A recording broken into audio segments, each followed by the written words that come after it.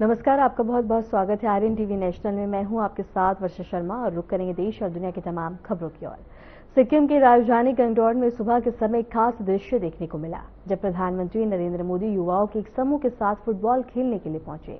प्रधानमंत्री का यह औपचारिक और प्रेरणादायक अंदाज स्थानीय युवाओं के लिए उत्साह का विषय बन गया है।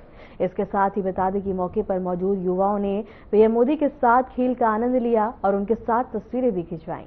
इस दौरान पूरे मैदान में उत्साह और ऊर्जा का माहौल देखने को मिला।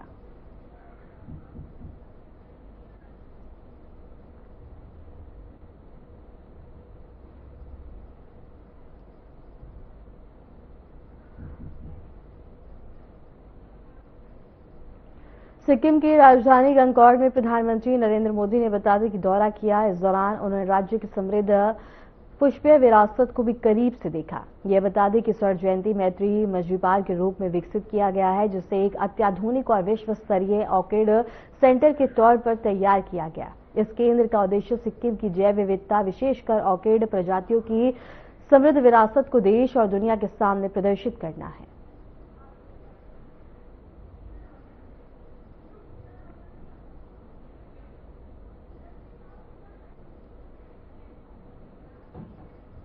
तो वहीं प्रधानमंत्री नरेंद्र मोदी ने सिक्किम के गंगटौर स्थित बता दें कि पालजौर स्टेडियम में राज्य के 50 वर्षगांठ समारोह के समापन कार्यक्रम में भाग लिया। इस अवसर पर हजारों की संख्या में लोग कार्यक्रम में शामिल हुए, जहां प्रधानमंत्री ने सभी का अभिवादन किया। इस विशेष समारोह में प्रधानमंत्री की उपस्थिति से कार्यक्रम और भी भव्य हो गया। सिक्किम राज्य के 50 वर्ष पूरे होने के उपलक्ष्य में आयोजित इस कार्यक्रम में राज्य की उपलब्धियों, विकास यात्रा और सांस्कृतिक विरासत को प्रमुखता से प्रदर्शित किया गया। कार्यक्रम के दौरान प्रधानमंत्री ने पूरे राज्य में 4000 करोड़ रुपए से अधिक की कई विकास परियोजना का उद्घाटन और शिलान्यास भी किया।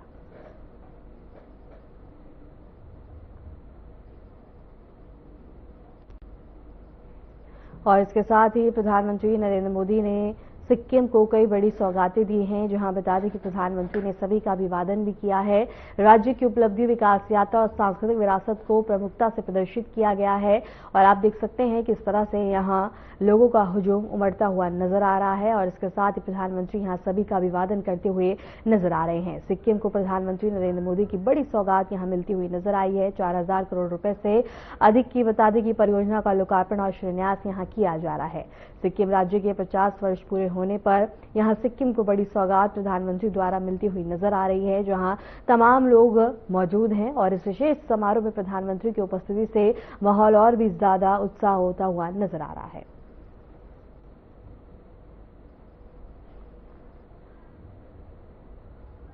में आईटी पूर्वाधार, सोचेगांग में हेलेन लेप्चा चिकित्सा महाविद्यालय, लुम्से में जन सेवा सचिवालय, यांगयांग में सिक्किम विश्वविद्यालय परिसर, दोदक में पर्या तीर्थाटन परिसर, विद्युत प्रसारण एवं वितरण नेटवर्क का आधुनिकीकरण, चाखुंग में Netaji Subhash Chandra Bose university of excellence, सोकेथांग में शहरी गरीब आवासीय परिसर, रानीचू में प्रदूषण न्यूनीकरण योजना, रंफू में समेकित जैविक प्रशोधन सुविधा, बिरधांग किचुडुमरा सड़क मार्ग विकास, 18 माइल और हांगू झील में पर्यटक अनुकूलन केंद्र, ही ग्याथांग में मॉडल आवासीय विद्यालय, गैंगटॉक के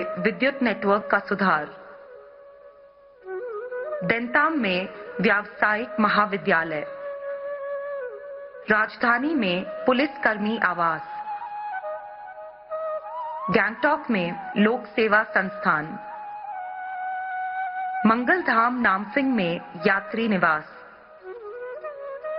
मंगशिला में सरकारी महाविद्यालय, देवराली में ब्रजोंग नामग्याल सोवा रिक्पा अस्पताल, बुमटार मठ में छात्रावास, मलबासे में चाखुंग डाक बंगला परिसर का समेकित विकास, बीसीसीआई द्वारा निर्मित 6 राज्यों में इंडोर क्रिकेट अकादमी, रंगफू सिक्किम, दोईमुख अरुणाचल प्रदेश, इम्फाल मणिपुर, मदन कुरकलांग मेघालय, आइजॉल मिजोरम, दीमापुर नागालैंड।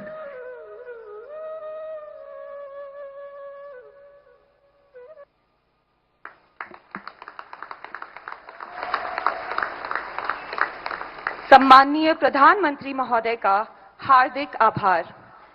सूचना एवं जनसंपर्क विभाग सिक्किम सरकार द्वारा तैयार की गई coffee table book this is Sikkim के विमोचन हेतु मैं माननीय प्रधानमंत्री जी से सादर निवेदन करती हूं। ये पुस्तक सिक्किम की आत्मा और गौरवशाली कथा को शब्दों में सुंदर रूप से पिरोती है।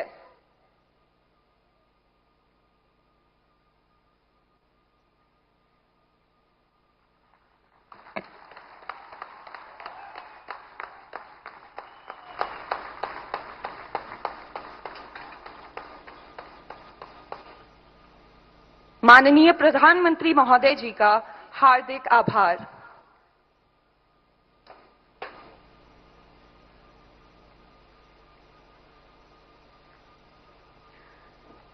अब एक ऐतिहासिक क्षण, सिक्किम की ये पावन धरती आज उस आवाज को सुनने के लिए प्रतीक्षारत है जिसने भारत को नई दिशा दी है। जो विकसित भारत के सूत्रधार हैं, 140 करोड़ भारतवासियों के सपनों के शिल्पकार हैं, पूर्वोत्तर को अष्टलक्ष्मी की पहचान दिलाने वाले राष्ट्र नायक हैं। मैं अत्यंत आदरपूर्वक भारत के यशस्वी प्रधानमंत्री माननीय श्री नरेंद्र मोदी जी से निवेदन करती हूं कि कृपया अपने प्रेरणादायी उद्बोधन से सिक्किम की जनता को अनुग्रहित करें। पूरे उत्साह, जोरदार तालियों के साथ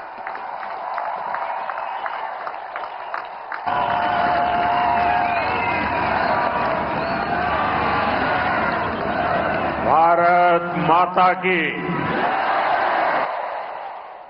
भारत माता की, भारत माता की।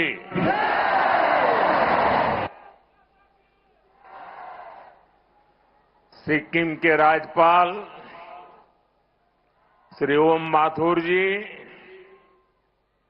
यहां के लोकप्रिय, ऊर्जावान युवा और मेरे परम मित्र श्री प्रेम सिंह तमांग जी,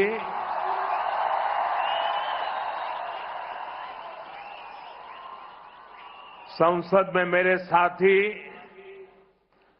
श्री दोरजी शेरिंग लेप्चा जी,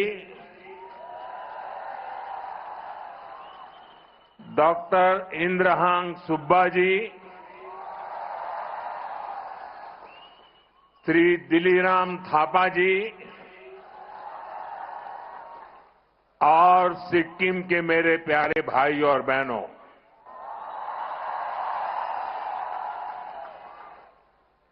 समग्र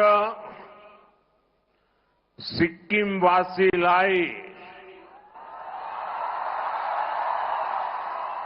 स्वर्ण जयंती को धैर्य धैर्य बधाई तथा शुभकामना। नमस्ते। डाशी डिले खामरिमो तबाई हरो कोस्तो हुन्नु हुंचे।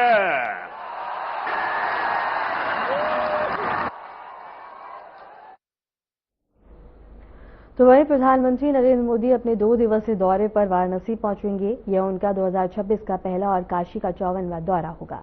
पिछले 11 वर्ष में वे 53 बार वाराणसी आ चुके हैं। सूत्रों के अनुसार प्रधानमंत्री शाम 4 बजे के बाद वाराणसी एयरपोर्ट पहुंचेंगे। वहां से बता दें कि ग्राउंड में आयोजित जनसभा को संबोधित करेंगे। इस दौरान प्रधानमंत्री लगभग 6,000 करोड़ रुपए से अधिक की विकास परियोजना का शिलान्यास और लोकार्पण भी करेंगे। इसमें रेल, सड़क, सिग्नेचर ब्रिज और कबीरचौरा मरले चिकित्सालय में सुपर स्पेशलिटी अस्पताल की आधारशिला भी शामिल है। इन परियोजनाओं से न केवल वाराणसी बल्कि पूर्वांचल और बिहार के मरीजों को भी विश्व स्तरीय स्वास्थ्य सुविधाएं मिलने की उम्मीद है। सभा के दौरान प्रधानमंत्री लगभग 40,000 महिलाओं को संबोधित करेंगे और नारी शक्ति वंदन अधिनियम को लेकर उनसे संवाद भी करेंगे। इस कार्यक्रम में मुख्यमंत्री योगी आदित्यनाथ भी मौजूद रहेंगे। दौरे के दूसरे दिन 29 अप्रैल को प्रधानमंत्री बाबा विश्वनाथ के दर्शन करेंगे और बैरका से काशी विश्वनाथ धाम तक एक भव्य रोड शो भी करेंगे, जिसकी लंबाई लगभग 14 किलोमीटर बताई जा रही है। इसे अब तक का सबसे बड़ा काशी रोड शो माना जा रहा है। प्रधानमंत्री के दौरे को लेकर पूरे शहर में सुरक्षा व्यवस्था कड़ी कर दी गई है और तैयारियां जोरों पर हैं।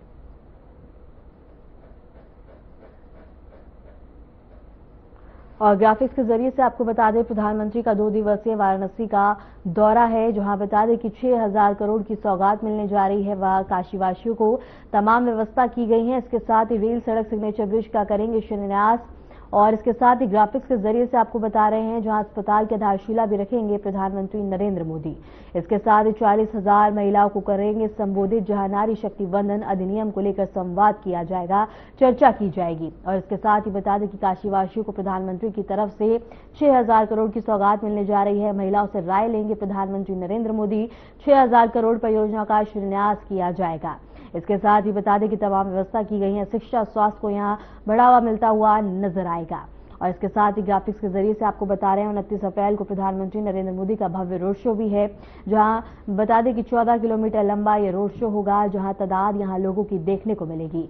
बाबा विश्वनाथ के भी दर्शन करेंगे प्रधानमंत्री नरेंद्र मोदी, जहां बता दें कि सभी के लिए कामना करते हुए नजर आएंगे।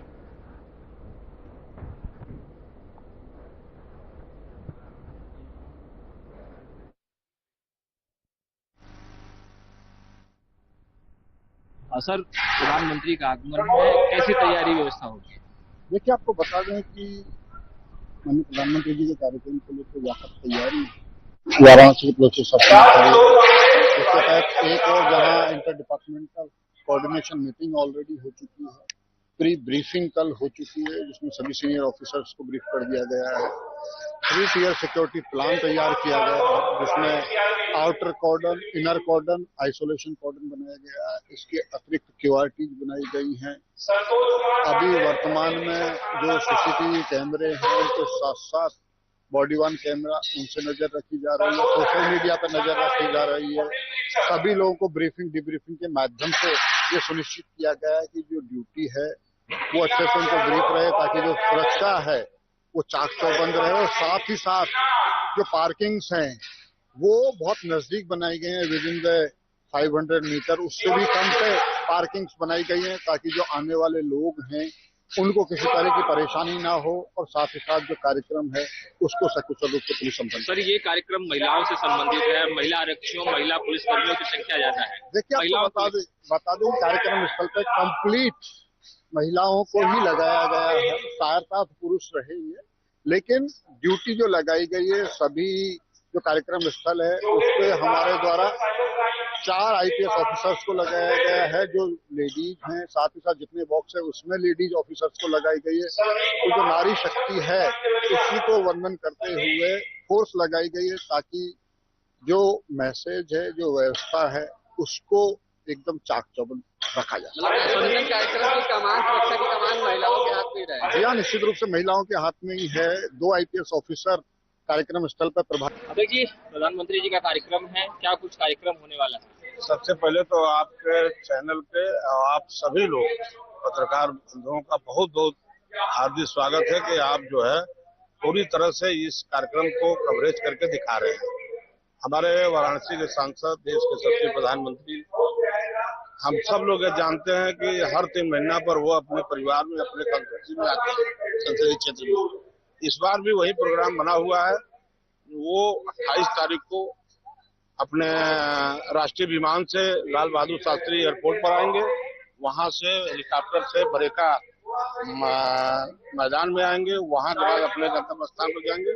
वहां के बाद 4:30 बजे अपने महिला सम्मेलन जो होने जा रहा है उस महिला सम्मेलन में आएंगे और वहीं से स्टेज पर से ही लगभग 7,000 करोड़ का उद्घाटन और शिलान्यास करेंगे। उसमें सबसे महत्वपूर्ण जो है वह राजघाट का नमो घाट पर जो है ये सिग्नेचर ओवर ब्रिज। बाकी और भी तमाम परियोजनाएं हैं, लेकिन वो बहुत महत्वपूर्ण है। वो चूंकि चंदौली, बिहार सब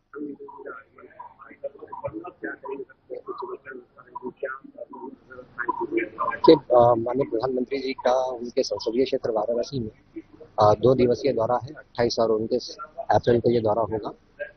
इस दौरान 28 तारीख की सायंकाल में एक लोकार्पण शिलान्यास का कार्यक्रम होगा, जिसमें करीब 6300 करोड़ की 163 बड़ी परियोजनाएं हैं, जिनका लोकार्पण शिलान्यास किया जाएगा। अगर हम शिलान्यास की बात करें तो उसमें जो रेल कम रोड ब्रिज है गंगा जी के ऊपर, करीब 2500-2600 करोड़ की परियोजना है, उसका शिलान्यास होगा। उसके अतिरिक्त जो सीवेज वाटर सप्लाई की परियोजना है करीब 1500 करोड़ की, उसके भी शिलान्यास का कार्यक्रम होगा। लोकार्पण में भी कई सारी महत्वपूर्ण परियोजनाएं हैं, जैसे कि आजमगढ़ रोड और भगवानपुर जो एसटीपी बना है, तो इस तरह की काफी बड़ी परियोजना है जिनका लोकार्पण भी होगा।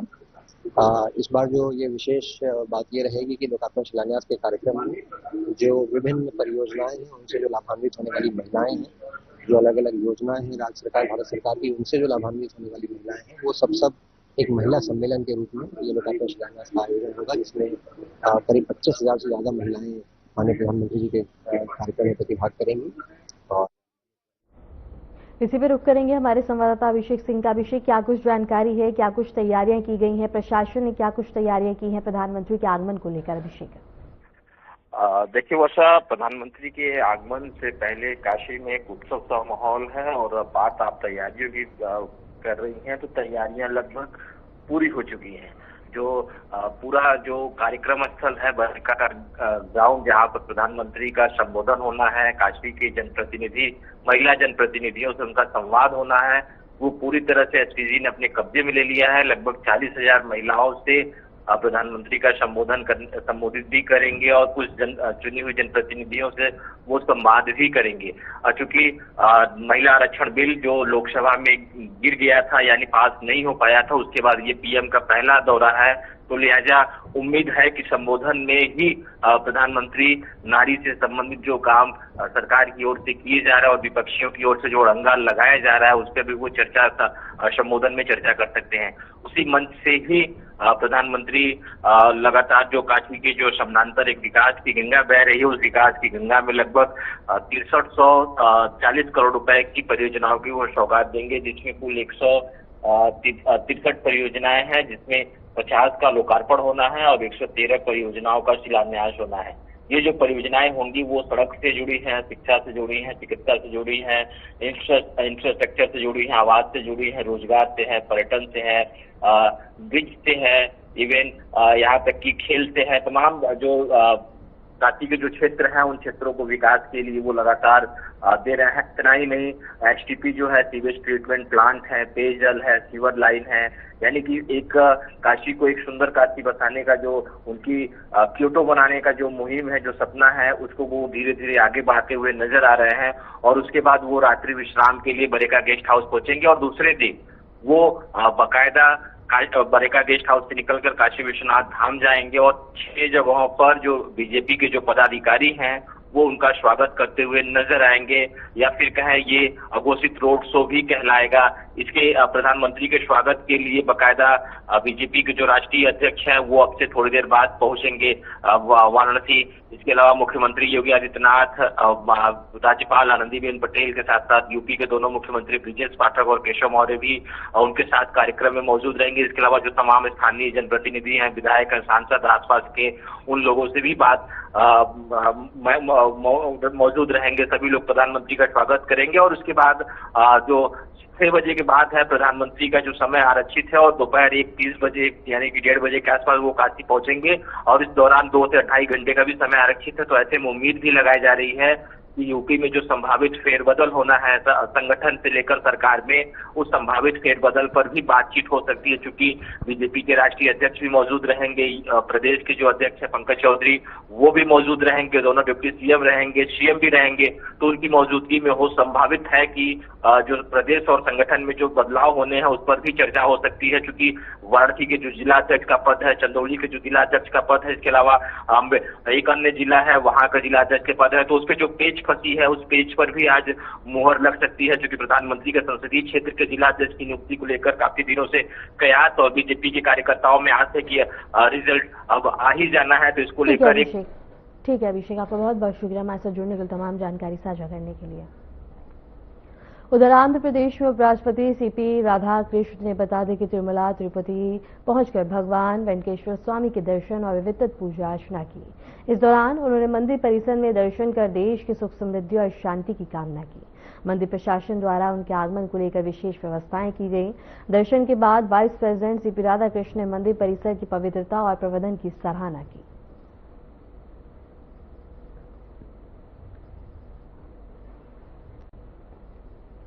तो वहीं बता दें कि किर्गिस्तान की राजधानी में एससीओ के रक्षा मंत्रियों की बैठक में हिस्सा लेने पहुंचे रक्षा मंत्री राजनाथ सिंह का भारतीय समुदाय ने भव्य स्वागत किया। इस दौरान भारतीय प्रवासियों ने उत्साहपूर्वक उनका अभिनंदन और भारत के प्रति अपना सम्मान व्यक्त किया।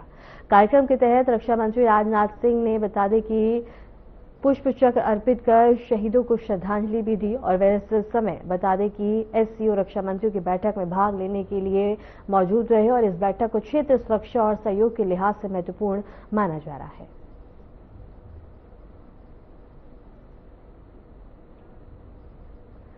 दिल्ली में हरियाणा के मुख्यमंत्री नायब सिंह सैनी ने आम आदमी पार्टी के राष्ट्रीय संयोजक अरविंद केजरीवाल के हालिया बयान पर कड़ी प्रतिक्रिया दी। उन्होंने कांग्रेस और आम आदमी पार्टी दोनों पर संवैधानिक संस्थाओं का अपमान करने का आरोप लगाया।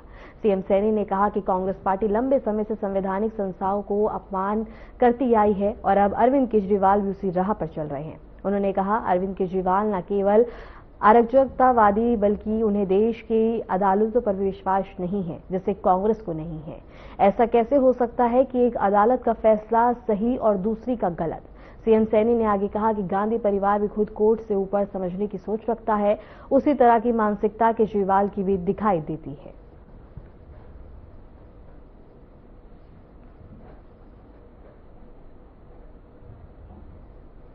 लखनऊ में उत्तर प्रदेश के मुख्यमंत्री योगी आदित्यनाथ ने लॉ एंड ऑर्डर अमिताभ यश के पिता राम यश सिंह के निधन पर उनके आवास पर पहुंचकर श्रद्धांजलि अर्पित की। मुख्यमंत्री योगी आदित्यनाथ ने दिवंगत राम यश सिंह के पार्थिव शरीर पर पुष्प अर्पित कर उन्हें नमन किया और परिवार के प्रति अपनी संवेदना व्यक्त की। इस दौरान उन्होंने परिवार के सदस्यों से मुलाकात कर उन्हें ढाढ़स बंधाया और इस कठिन समय में सरकार की ओर से हर संभव सहयोग का आश्वासन दिया। मुख्यमंत्री के साथ कई वरिष्ठ प्रशासनिक अधिकारी भी मौके पर मौजूद रहे।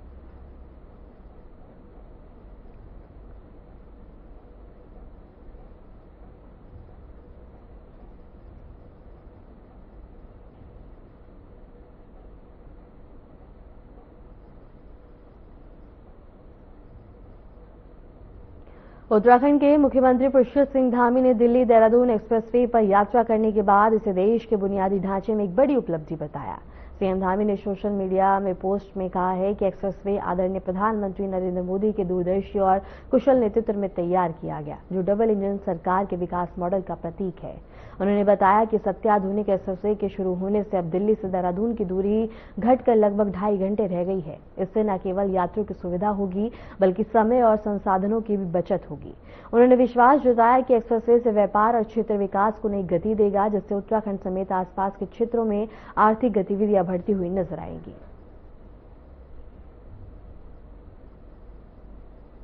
गुजरात में स्थानीय निकाय चुनाव की मतगणना प्रक्रिया की शुरुआत हो गई है। इसके लिए बता दें कि रूम की कड़ी सुरक्षा व्यवस्था के बीच खोल दिया गया है और चुनाव आयोग और प्रशासन की देखरेख में मतपेटियों को भी स्ट्रांग रूम से निकालकर मतगणना केंद्रों तक पहुंचाया जा रहा है।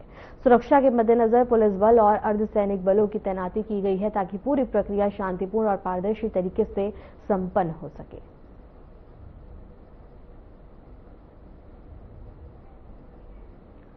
उत्तराखंड में स्थित पवित्र केदारनाथ धाम में श्रद्धालुओं की भारी भीड़ देखने को मिल रही है। प्रशासनिक व्यवस्थाओं के बीच लगातार श्रद्धालु बाबा केदारनाथ के दर्शन के लिए पहुंच रहे हैं।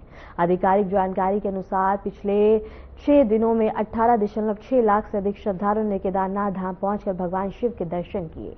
यात्रा मार्ग से लेकर धाम तक प्रशासन द्वारा सुरक्षा व्यवस्था और भीड़ प्रबंधन की विशेष व्यवस्थाएं की गई हैं ताकि श्रद्धालुओं को किसी भी प्रकार की असुविधा न हो।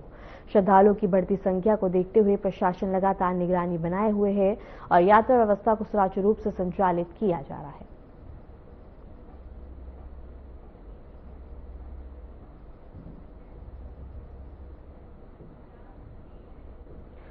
दिल्ली के अशोक रोड इलाके में बीती रात एक संदिग्ध हिट एंड रन मामले में 2 चचेरे भाइयों की दर्दनाक मौत हो गई। घटना ने इलाके में सनसनी फैला दी और पुलिस मामले की गंभीरता से जांच कर रही है। जानकारी के अनुसार दोनों युवक देर रात सड़क पार कर रहे थे, तभी तेज रफ्तार से आ रहे एक अज्ञात वाहन ने उन्हें टक्कर मार दी। हादसे के बाद से चालक मौके से फरार हो गया।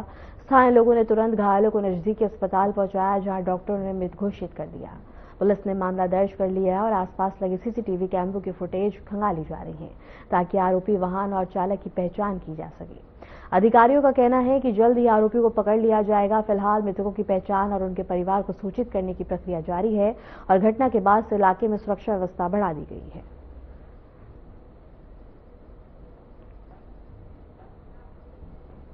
फिलहाल के लिए खबरों में इतना ही और ऐसे देश और दुनिया की तमाम खबरों को जानने के लिए देखते रहें RNTV नेशनल।